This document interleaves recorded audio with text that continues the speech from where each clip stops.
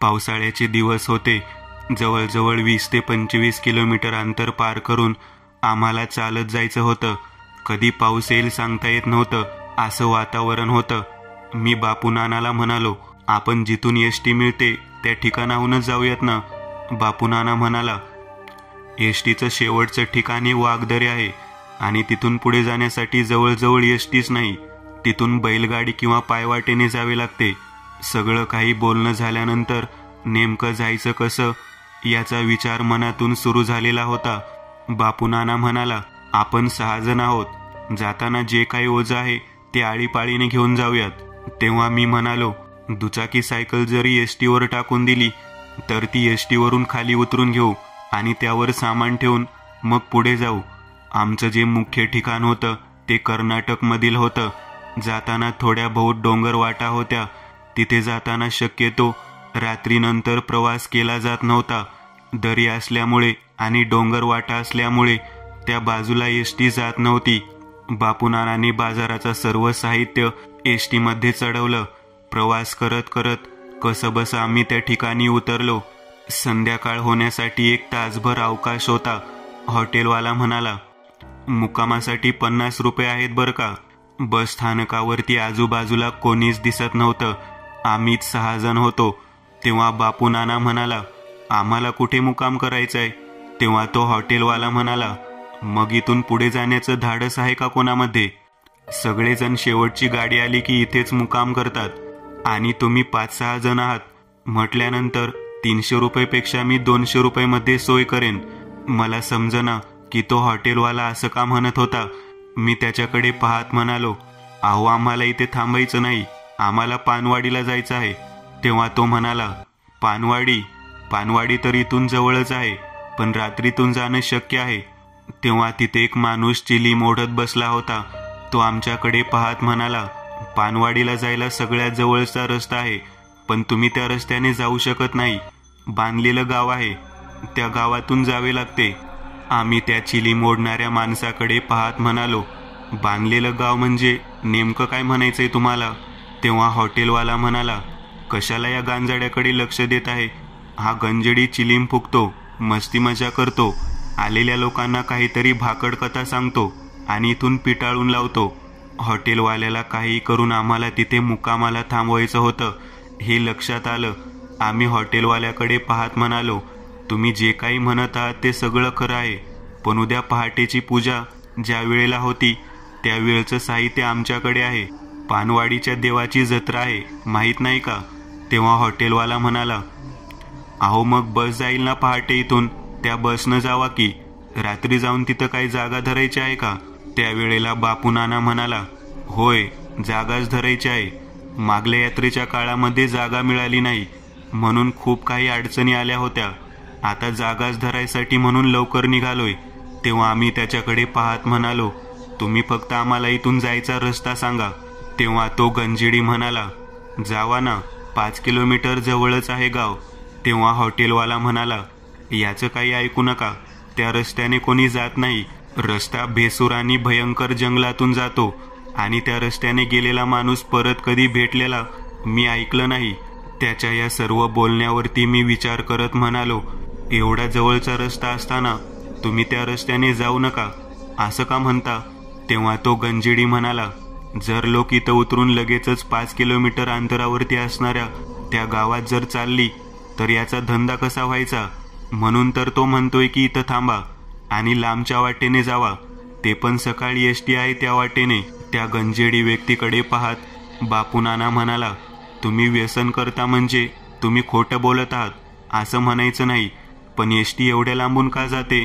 तेव्हा तो गंजेडी म्हणाला, अहो मी गांजा ओढतो म्हणून माझ्यावर कोण विश्वास ठेवत नाही, पण एक आवर्जून सांगतो, एसटी दूरवरून जाण्यामागचे कारण सुद्धा एक वेगळेच आहे. त्यावेळेला मी म्हणालो, काय कारण आहे. पुढे दरी आहे, डोंगर आहे, एसटीला तिथून जायला वाट नाही म्हणून त्या डोंगराला वळसा घालून लांबून जाते आणि मी जे तुम्हाला वाट सांगत आहे ती सगळी घनदाट जंगलातनं दरी डोंगरातून जाणारी वाट आहे. त्यामुळे कमी अंतरात तुम्ही पोहोचू शकता. ही सरळ सरळ गोष्ट आहे. बांधलेलं गाव आहे हे मात्र नक्की आहे. तेव्हा हॉटेलवाला म्हणाला, अरे सरळ सरळ सांग ना, त्या गावात गेलेला माणूस परत कधी बाहेर येत नाही. ते लोकांना खरं बोलावं. खोटं बोलून नादी लावण्यापेक्षा सरळ सरळ सांग ना ते तुझंच गाव आहे म्हणून. तूच लोकांना त्या गावात पाठवतोस आणि गंडवतोस. सगळं काही माहिती आहे. याचं काही सुद्धा ऐकू नका.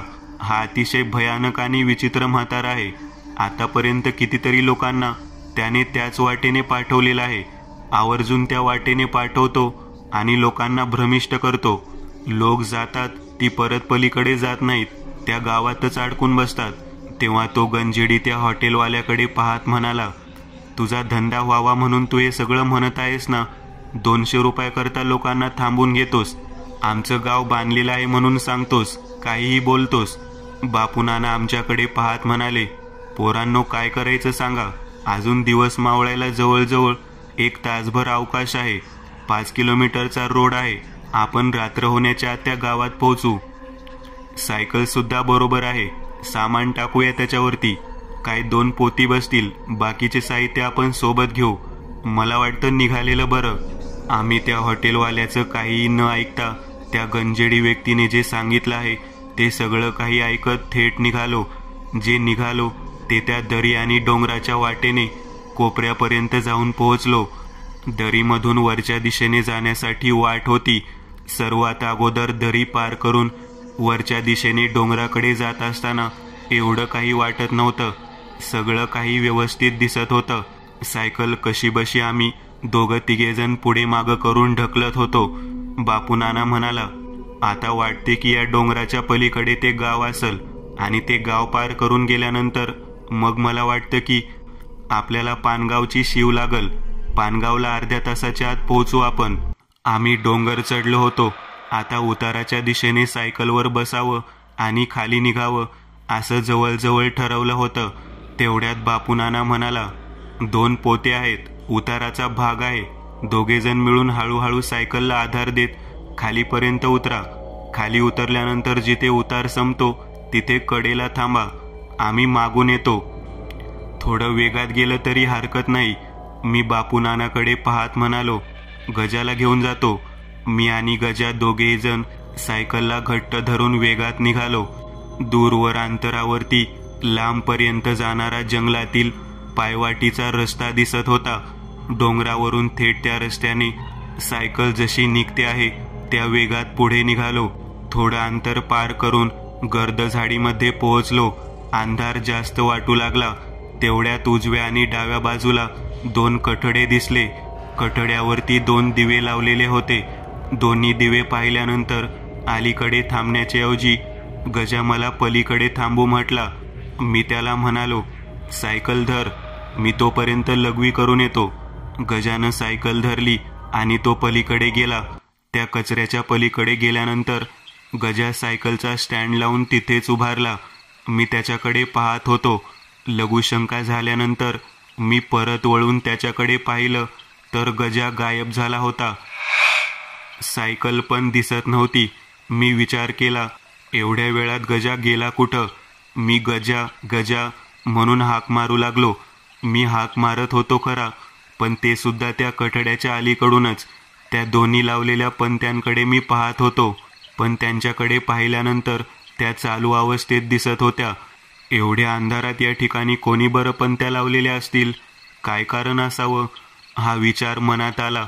तेवढ्यात मागच्या बाजूने उतारावरून भरभर चालत आलेले बापूनाना, मिलिंद, अमोल आणि जयानंद दिसला. मी त्यांना बोलणार इतक्यात ते बापूनाना माझ्याकडे पाहत म्हणाले, अरे सायकल कुठे आहे? गजा कुठे आहे? मी बोट दाखवून म्हणालो, हे काय? इकडे पलीकडे सायकल घेऊन गजा उभा होता, पण आता दिसतच नाही. मी इथे लघवी करत होतो. तेव्हा बापूनाना म्हणाला, 2 पोत्याचं ओझं त्या पोराच्या हातात दिलं होय रे. तेव्हा मी म्हणालो, अहो काय वजन होतं एवढं? त्यावेळेला बापूनाना माझ्याकडे पाहत म्हणाले, आता तो कुठे आहे? पुढे गेला का काय? तेच कळत नाही. मी लघवी करून तोपर्यंत गायब झाला. तेव्हा बापूनाना माझ्याकडे पाहत म्हणाले, त्याला खूप घाई झाली आहे. चला चला पुढे चला. आम्ही ते दोन्हीकडे ओलांडून पुढे गेलो. मी जरा वेगळंच निघालो. आजूबाजूला पाहू लागलो. एका विशिष्ट पद्धतीच्या बांधलेल्या झोपड्या दिसत होत्या. सगळ्या झोपड्या एकसारख्याच वाटत होत्या. त्याच पद्धतीच्या बापूनानाकडे पाहत म्हणालो, कदाचित हेच तर गाव नाही ना, ज्या गावाबद्दल हॉटेलवाला म्हणत होता की बांधलेलं गाव लागतं म्हणून. तेव्हा बापूनाना म्हणाला, अरे कधी आलो आहे का मी इकडं? कधीच आलेलो नाही, मला कसं माहीत असणार? तो गजा कुठे आहे बघ. मी आणि जयानंद दोघेजण झपझप पावलं टाकत होतो. बरोबर काही अंतरावरती एकसारख्या वाटा दिसू लागल्या, एकसारखे चौक दिसू लागली, 4-5 घरं, त्याच्यानंतर पुन्हा जाऊन 4-5 घरं, पुन्हा पुन्हा हे एकसारखं पाहिल्यावरती विचार मनात येऊ लागला की इथे लोक का दिसत नाहीत. बापूनाना आम्हा दोघांना पाहत म्हणाला, थांबा थांबा, पुढे जाऊ नका पोरांनो, थांबा इथं. आम्ही एकत्रित आलो. गजा गजा म्हणून हाक मारू लागलो. गजा काही केल्या दिसेना आणि सायकल सुद्धा दिसना. अंधार पूर्ण पडलेला होता. गावामध्ये लाईटची सुविधा सुद्धा दिसत नव्हती. शेवटी जंगलातलंच गाव.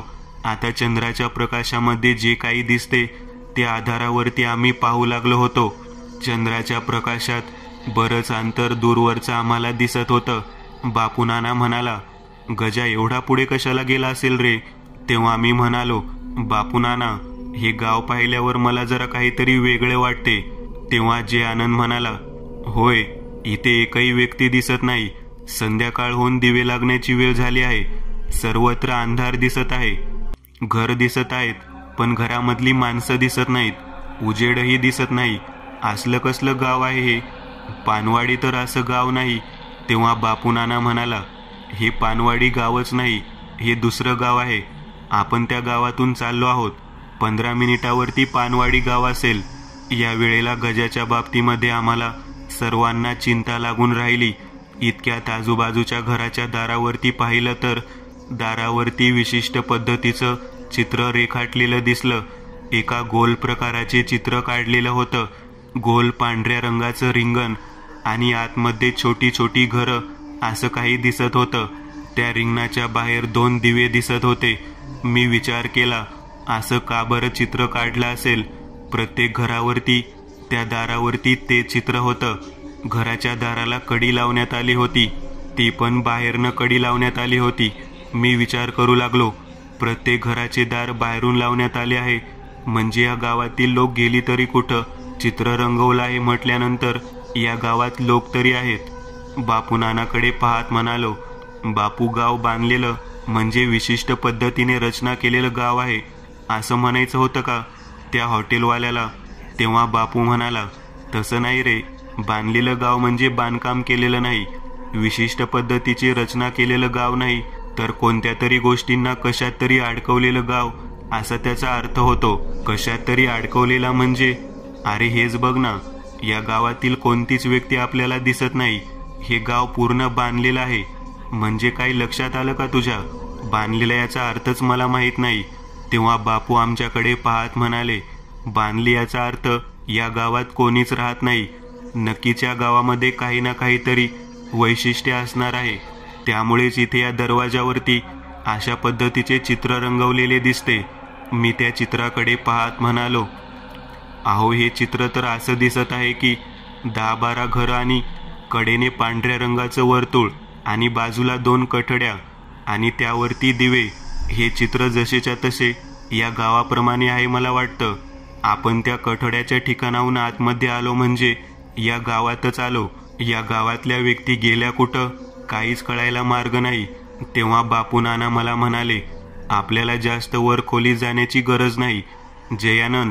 जयानंद, बाकीची मुलं कुठे आहेत त्या सगळ्यांना एकत्रित घेऊन आपण या गावातून बाहेर पडायला हवं. चला, सरळ दिशेने चला, आपण मागून आलो आहे. म्हणल्यावर सरळ गेल्यानंतर गाव संपल्यावरती बाहेर पडू. गाव संपल्यानंतर बाहेर पडू ही गोष्ट लक्षात आली. तिथून आम्ही चालत चालत निघालो. तेव्हा पुन्हा चौक लागला.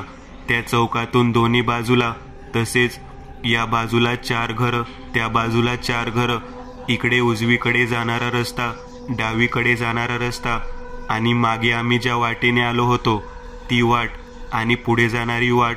जवळजवळ उजवीकडे वळलं तरी तसंच, डावीकडे वळलं तरी तसंच. हे सगळं पाहिल्यानंतर मी बापूनानाकडे पाहत म्हणालो, गजा तर दिसत नाही आणि हे सायकलचं आणि इतर सगळं साहित्य सुद्धा कुठे दिसत नाही. नेमकं काय झाले तेच कळायला मार्ग नाही. आपण हॉटेलवाल्याचं ऐकायला हवं होतं. तेव्हा बापू नाना म्हणाला, आपण कोणाला तरी इथं हाक मारायला हवी, बोलवायला हवं. आता आम्ही कोण आहे का, कोण आहे का म्हणून मोठमोठ्याने हाक मारू लागलो. थोडे अंतर उजव्या बाजूला चालत गेलो तेव्हा एक वडाचे झाड दिसलं आणि तिथे एक कट्टा दिसला. त्या कट्ट्यावरती बसलेला एक व्यक्ती दिसला. तो आमच्याकडे पाहत म्हणाला, या इकडे, या इकडे. ज्या व्यक्तीच्या शोधार्थ आलेला आहात तो इथेच आहे. त्या व्यक्तीकडे पाहिल्यानंतर आम्हाला त्याचा आवाज ओळखीचा वाटला. आम्ही त्याच्या जवळ जाण्यासाठी निघालो. बापू नाना म्हणाला, इथेच थांबा, त्याच्या जवळ जायला नको. आपल्या ओळखीचा माणूस त्यांना इथेच आहे असं सांगायचं आहे आणि त्यांनी सांगितलं आहे. आपण लांबूनच बोलू. आम्ही त्याच्याकडे पाहत म्हणालो, कुठे आहे आमचा माणूस, कुठे आहे सायकल. तेव्हा त्याने केवळ वर बोट दाखवलं.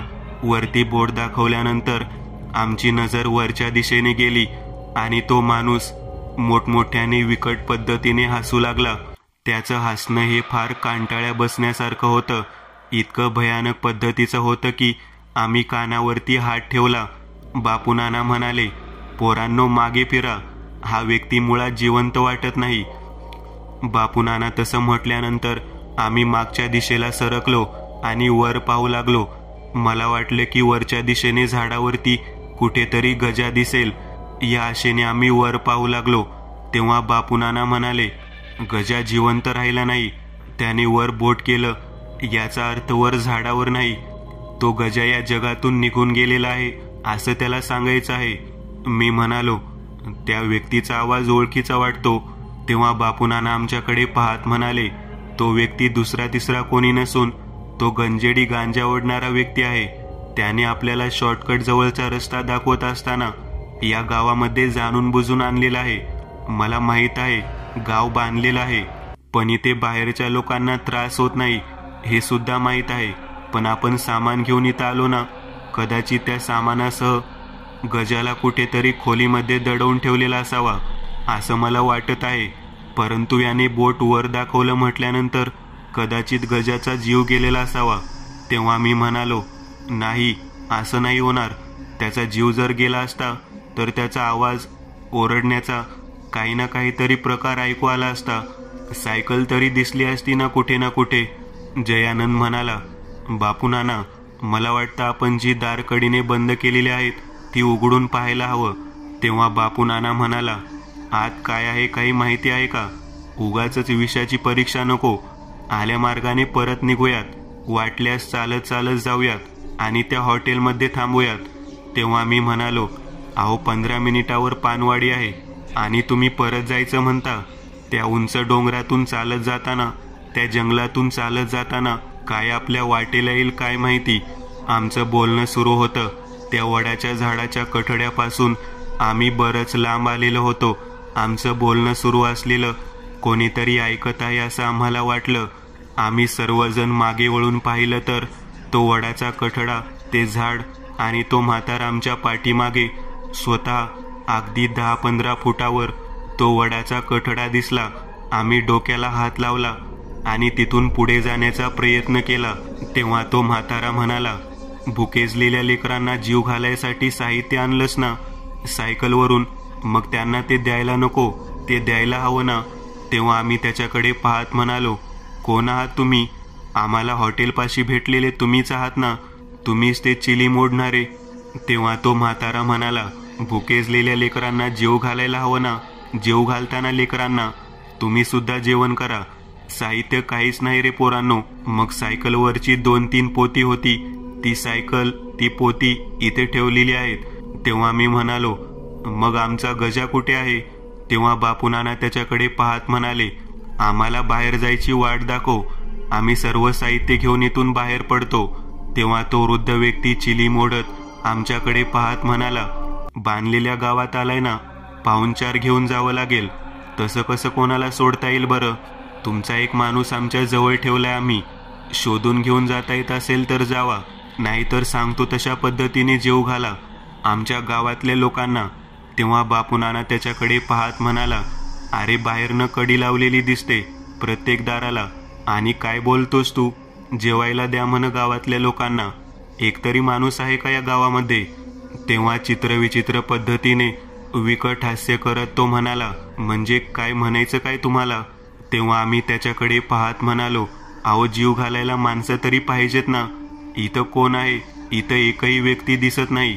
आणि जेवण घालायचं म्हणत आहे, सामान तरी कुठे आहे? तेव्हा तो आमच्याकडे पाहत पुन्हा एकदा मोठ्याने हसू लागला. वडाच्या कठड्याच्या मागच्या घरात जा, जे हवं आहे ते मिळून जाईल तुला. आम्ही पुन्हा एकदा त्याच्याकडे पाहत म्हणालो, जेवायला माणसं कुठे आहे तिथं? तेव्हा तो म्हणाला, जेवण शिजवायला सुरुवात करा, जेवण बनवायला सुरुवात करा, तुम्हाला पंक्तीच्या पंक्ती बसलेल्या दिसतील. तेव्हा आम्ही त्या व्यक्तीच्या बोलण्यावरती विश्वास ठेवून मागच्या खोलीमध्ये गेलो. जयानंदला मी दरवाजा उघडायला सांगितला. बाहेरनं कडी होती, त्याने कडी उघडली आणि आतमध्ये प्रवेश केला. तेव्हा आतमध्ये सायकल आणि दोन्ही पोती गच्च सामानाने भरलेली दिसली. ती पोती आम्ही उघडली. एकामध्ये तांदूळ होतं आणि बाकीमध्ये सगळे मसाल्याचे पदार्थ. तेव्हा बापू नाना म्हणाला, काय कुठे येऊन फसलो आहोत आपण, काही कळायला मार्ग नाही. आपण त्या हॉटेलवाल्याचं ऐकायला हवं होतं. 200 रुपये दिले तर चाललं असतं. पहाटे एसटी होती. 10-15 किलोमीटर लांबून का होईना पानवाडीला जाता येत होतं. आता सगळं सामान इथंच या लोकांच्या जेवणासाठी घालवावं लागेल. तेव्हा मी बापूनानाकडे पाहत म्हणालो, बापूनाना, जिवंत बाहेर पडणे महत्वाचं आहे. तो व्यक्ती मेलेला आहे म्हणून तुम्ही सांगताय आणि पुन्हा सामान गेलेलं दुःख कशाला करताय? तेव्हा बापूनाना माझ्याकडे पाहत म्हणाला, दुःखी नाही करत रे. ज्या उद्देशाने घरातून बाहेर पडलो होतो, ज्या पद्धतीने बाजारामध्ये जे काही मिळणार होतं ते सगळंच्या सगळं धुळीस मिळणार. तेव्हा मी म्हणालो, गजा कुठे गेला ते सापडायला हवं. तेव्हा बापूनाना म्हणाला, गजा वर गेला म्हणून त्यानं सांगितलं ना. तेव्हा मी म्हणालो, मला वाटत नाही गजाचा जीव घेतला असेल यांनी. इथे माणसंच सापडत नाहीत, जीव घेणार कोण? आणि तो तर म्हातारा आहे. दोन्ही पोत्यांमधलं साहित्य बाहेर आणलं. लवंग, मिरी, जाल, दालचिनी, मसाल्याचे पदार्थ, तमालपत्र, तेलाच्या पिशव्या, सगळं साहित्य बाहेर आणलं. त्या म्हाताऱ्याकडे पाहत म्हणालो, जेवण बनवायचं कशात? आम्ही काय पातेले वगैरे आणलेले नाहीत. तेव्हा तो म्हणाला, घराच्या आत गेल्यावर दिसलं नाही का साहित्य? तेवढ्यात जयानंद आतमधून ओरडला, इथं मोठी पातेले दिसत आहेत. तेव्हा आतमधून पातेलं, झाकण आणि जे बाकीचे झारा वगैरे होते ते साहित्य आम्ही बाहेर घेऊन आलो. त्या म्हाताऱ्याकडे पाहत म्हणालो, अहो आजोबा, तुम्ही आम्हाला त्या हॉटेलमध्ये गाठ पडला होता ना, इथं तुम्ही कसं काय आलात? आणि तेही आमच्या अगोदर. तेव्हा तो म्हातारा आमच्याकडे पाहत म्हणाला, केवळ 15 मिनिटांच्या अंतरावरती पानवाडी आहे. जत्रेला चाललेला आहात ना? मग सगळ्यात जवळची वाट मी सांगितली तुम्हाला. हे सुद्धा सांगितलं होतं. बांधलेलं गाव आहे, तरी तुम्ही आलात. हा बापू आहे ना, त्याच्या हिमतीची दाद द्यावी वाटते मला. तेव्हा बापूनाना त्याच्याकडे पाहत म्हणाला, काय करायचे पटपट सांगा. आम्हाला जायला उशीर व्हायला नको. आम्हाला इथून बाहेर पडायला हवं आणि आमचा जो माणूस आहे तो आम्हाला परत मिळायला हवा. मी पाया पडतो. तुम्ही जे कोण आहात, तुम्ही जिवंत आहात का मेलेला आहात काहीच माहीत नाही, पण या गावात कोणीच नाही म्हटल्यानंतर जेवणार कोण हा मोठा प्रश्न आहे. तेव्हा त्या म्हाताऱ्याने डाव्या घराच्या कडेला असलेल्या सरपणाकडे बोट दाखवला आणि म्हणाला, चूल पेटवा. त्या 3 दगडावरती मोठं पातेलं ठेवा. बाजूला विहीर आहे, तिथे जाऊन पाणी आणा आणि भात शिजवायला ठेवा. मसाल्या भाताचा बेत करा. गावाची लोक तृप्त झाली पाहिजेत. त्यांचं हे सगळं बोलणं ऐकल्यानंतर आम्ही हसू लागलो. गावामध्ये एकही माणूस नाही आणि हा म्हणतोय की गावची लोक तृप्त झाली पाहिजेत. तेव्हा म्हातारा म्हणाला, लोक पाहायचेत का तुम्हाला? थांबा दाखवतो. आम्ही त्याच्या बोलण्याकडे पाहून विचार करू लागलो. तेवढ्यात त्याने त्याच्या हातातील काठी जोरात त्या वडाच्या कठड्यावरती आपटली आणि पाहतो तर काय, गावाच्या प्रत्येक घराच्या कौलारू छपरावरून खालच्या दिशेने घसरगुंडी खेळत यावं या पद्धतीने एक एक व्यक्ती खाली घसरून येऊ लागला. पण एक गोष्ट अशी होती की त्या व्यक्तींच्या अंगावरती मांसच नव्हतं, केवळ हाडाचे सापळे होते. चेहरा अगदी विद्रूप आणि भुकेने व्याकुळ असलेला. लोकांना तो म्हातारा खाली बोलवत होता. एका पाठोपाठ एक प्रत्येक घराच्या छतावरून येणारी ती माणसं पाहिल्यानंतर आम्ही चकित झालो. हा काय प्रकार आहे? इतकं भयानक स्वरूपाचं रूप त्या लोकांचं पाहिल्यानंतर तो म्हातारा आमच्याकडे पाहत म्हणाला, पोटभर जेव घाला माझ्या गावातल्या लोकांना. तेव्हा बापूनाना म्हणाला, अहो ही तर जिवंत व्यक्ती दिसत नाहीत. तेव्हा म्हातारा म्हणाला, मी तर कुठे जिवंत आहे. तेव्हा आम्ही म्हणालो, तुम्ही तर आम्हाला त्या ठिकाणी जिवंत अवस्थेत भेटला होता. तेव्हा तो म्हातारा म्हणाला, तिथे मी तर कुठे जिवंत होतो. माझ्या गावच्या लोकांना भुकेची आस आहे, पहिल्यांदा जेव घाला. तेव्हा आम्ही त्याच्याकडे हात जोडून म्हणालो, या भयानक पद्धतीच्या लोकांना आम्ही कसे जेवायला वाढणार? तेव्हा तो म्हातारा म्हणाला, उपकार करा, शेवटचे उपकार तरी करा. आजपर्यंत इथे जो कोणी आला तो रिकाम्या हाताने आला. लोकांनी काय केलं? जो आला त्याला कापून शिजवून खाल्ला. तुम्ही साहित्यासह आलेला आहात. अन्नाची भूक असते. अन्न जर मिळालं तर आत्मा तृप्त होतो. भुके वाचून तळमळणारं माझं गाव अन्नासाठी तळमळत आहे. जेव घाला, मला सुद्धा जीव घाला. याचं हे सगळं बोलणं ऐकल्यानंतर बापूनाना म्हणाला, काहीतरी रहस्य आहे याच्या पाठीमागे. आपण जेवण करून त्याला तृप्त करूयात. आम्ही मोठ्या पातेल्यामध्ये सर्व साहित्य घालून, मसाले वगैरे घालून तो सुंदर असा भात बनवला. रटरट शिजणारा तांदूळ अखेर वाफाळलेला होता. गरमागरम भात वाढायचा कशात याचा आम्ही विचार करू लागलो. तेवढ्या त्या म्हाताऱ्याने एका क्षणात समोर पत्रावळीचं बंडल आणून टाकलं. प्रत्येक व्यक्ती त्या पौर्णिमेच्या प्रकाशामध्ये गावामध्ये जेवला. त्या चौकामध्ये पंगत टाकून बसलेला दिसला.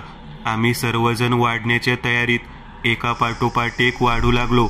आदाशी लोक जेवण करावी तशा पद्धतीने ती सर्व अंगावरती मांस नसलेली लोक बकाबक जेवू लागली. गरमागरम भात त्यांना पोळत नव्हता. जेवढे वाढले तेवढे फस्त करत होती. जितकं वाढले तेवढं संपू लागली. बनवलेलं अन्न आता संपतं की काय असं झालं होतं. तो म्हातारा आमच्याकडे पाहत म्हणाला, सगळं सामान वापरलं ना तुम्ही? तेव्हा बापूनाना म्हणाला, होय, सगळं सामान वापरलं आहे. आता आमच्याकडे काही सुद्धा नाही. तेव्हा तो म्हातारा म्हणाला, सगळी गावची लोक जेवली बघा. 600 ते 700 लोक गावात आहेत. सगळ्याचे सगळे जेवली, आत्मे तृप्त केले. मी त्यावेळेला म्हणालो, आमचा गजा कुठे आहे? कुठे आहे गजा? तेव्हा त्या म्हाताऱ्याने वडाच्या झाडाकडे बोट दाखवलं. तेव्हा आम्ही वर पाहिलं. तेव्हा वरच्या फांदीवरती भेदरलेल्या अवस्थेत एका फांदीला घट्ट पकडून बसलेला गजा दिसला. आम्ही गजा गजा म्हणून हाक मारली. तेव्हा गजा आमच्या हाकेला ओ देत खाली उडी मारून आला. तो म्हातारा म्हणाला, मी म्हणलं होतं ना, तो वर बसलेला आहे. वर बोट दाखवलं होतं. तेव्हा बापूनाना म्हणाला, अरे बापरे, मला तर वाटलं हा गेलाच. त्या म्हाताऱ्याकडे पाहत म्हणालो, हे सगळे लोक अशा पद्धतीने मृतावस्थेत, पिशाच्या अवस्थेत कशी काय आहेत? तेव्हा तो म्हातारा म्हणाला, बांधलेलं गाव आहे, उपाशी पोटी जीव सोडलेला गाव. कुठलाही व्यक्ती या गावाच्या सीमेच्या बाहेर जाऊ शकत नाही. केवळ मी एकटा व्यक्ती आहे ज्याला या गावाच्या बाहेर जाता येतं. मी जातो, त्या हॉटेलपाशी बसतो, चिलीम वगैरे ओढतो, पण मला खायला काहीच मिळत नाही. कुणी काहीही दिलं तरी हातात राहत नाही. केवळ या गावामध्येच शिजवलेलं अन्न आम्हाला खायला मिळू शकतं. पण तो हॉटेलवाला आणि बाकीचे लोक कोणी या गावामध्ये कोणाला पाठवत नाही. दूरवरून जायची वाट राहते आणि लोक तिकडून जातात. कित्येक वर्ष उपाशी असणारी आमची माणसं, जर कोण माणूस आला तर त्याला कापतात, इथेच शिजवतात आणि खाऊन टाकतात. माणसाचं रक्त मांस खाऊन खाऊन सगळेजण पिशाच आणि अघोरी झालेले आहेत. माणसाप्रमाणे माणसाला जगता येत नाही अशी अवस्था झालेली आहे. पहिल्यांदा त्या सायकलवरून त्या दोन्ही कठड्यातून आत आलेला तुमचा तो गजा म्हणायचा माणूस, त्याला सगळ्यात पहिल्यांदा मी घेरला आणि या कठड्यावरतीच त्याच्या ताब्यातून ती सायकल आणि ते सामान काढून घेतलं. आमच्या गावाला बांधणाऱ्या व्यक्तीने आम्हाला सांगितलं होतं, ज्या दिवशी तुम्हाला पंक्तीमध्ये लोक जेवायला वाढायला येतील त्याच दिवशी तुम्ही या गावातून मुक्त होताल. तुमचं बांधलेलं गाव कायमस्वरूपी मुक्त होईल.